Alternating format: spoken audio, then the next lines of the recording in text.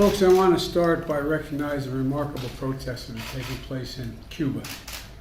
The Cuban people demanding their freedom from an authoritarian regime. And I don't think we've seen anything like this protest in a long, long time, if quite frankly ever.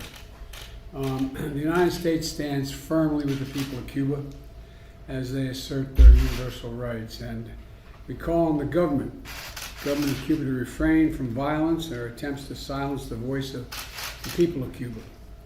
And we're also closely following the developments in Haiti in the wake of the horrific assassination of the president that recently took place.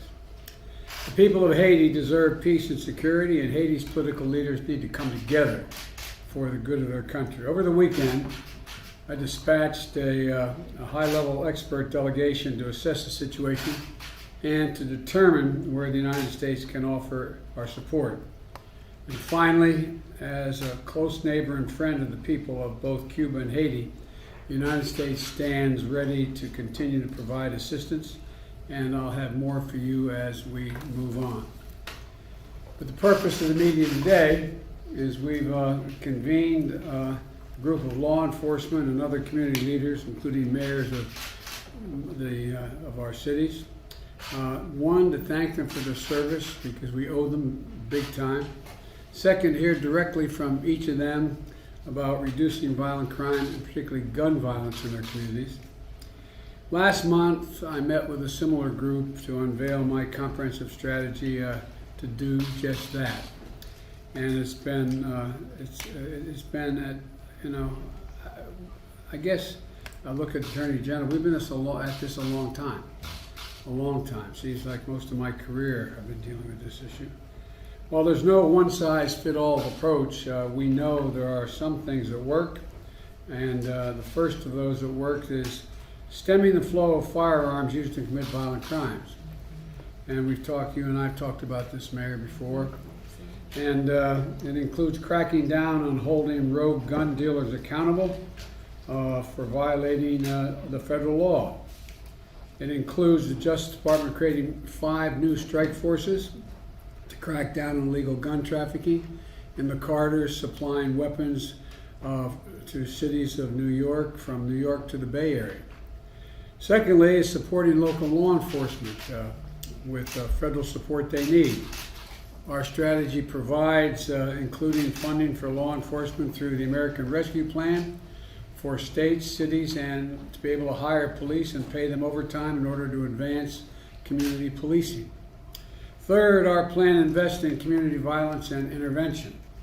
What we want to do is, when we know we utilize trusted community members and encourage more community policing, we can intervene before the violence erupts. At least that's been the consensus in our experience. And community violence intervention programs have shown to reduce crime in some cities by up to 60%. Fourthly, our strategy to fund other vital services like mental health and substance abuse disorder programs, job training, and summer job programs. And this is going to help prevent crime and support young people to pick up a paycheck instead of a pistol. And fifth, our strategy helps formerly incarcerated people successfully re-enter society with housing, jobs, and training, other support that up to now has been denied them. Somebody gets out of jail right now after serving their time, they get a bus ticket and $25. They end up under the same bridge they left. And we know this will help. This will make us all safer. The American Rescue Plan funds programs to help get job training, apprenticeships, and work experience so they can gain stability and security and a chance for a better life. There's a lot more to my strategy, but that's at the core. It's about coordinating at a federal, state, and local level. That's what ultimately we're going to talk about today. We recognize that we have to come together to fulfill the first responsibility of a democracy. That's to keep each other safe. And that's what the American people are looking for when it comes to reducing violent crime and gun violence. And I think this group is illustrative of what we need to get put together. And I want to thank them for being here, and I'm going to look forward to hearing from them, because I'm going to be asking them what they think we should be doing in the federal level.